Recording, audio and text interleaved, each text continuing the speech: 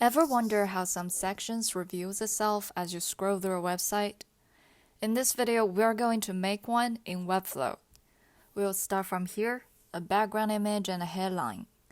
To make the image stay while the headline is scrolling up, we need to wrap them in different div blocks. First, let's wrap the image into a div. Give it a class, I'll call it image container. Give it 100 viewport height, position sticky, stick to top, z index -1 so that it will be under the headline. Overflow hidden. Then we wrap the headline into a div, give it a class content container. Now we put both containers into a wrapper. Give it class wrapper. We need to give the section at least 300 VH. Here we'll use 320 so that the section has a little alone time while scrolling. And we need to make it under neighboring sections, so z-index -1.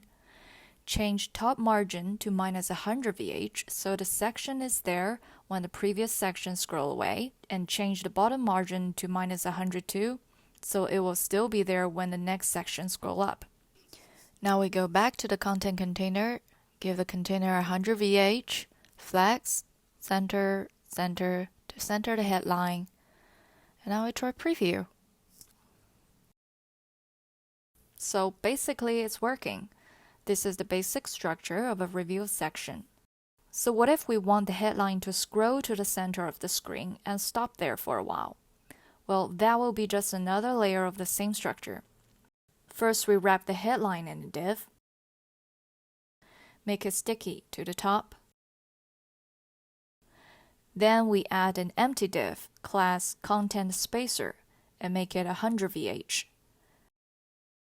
Now head back to the content container, change flex direction to vertical, justify from start, change height to 300 -100, which is 220 VH.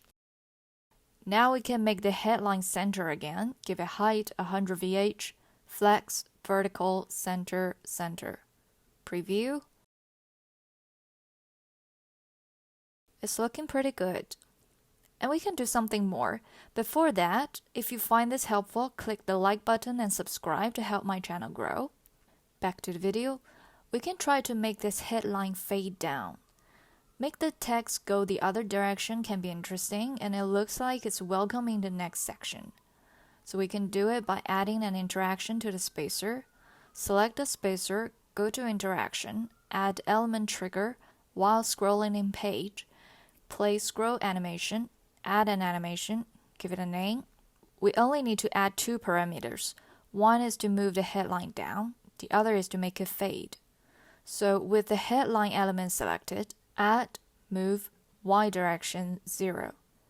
Add the other one, opacity, set it 100%.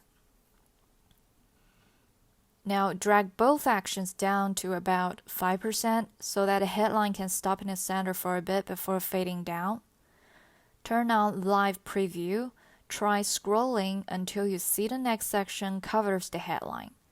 At that spot, add move Y direction about 80 VH, duplicate the opacity action, make it 0, drag them down a little to make sure these happen after the next section covers the headline.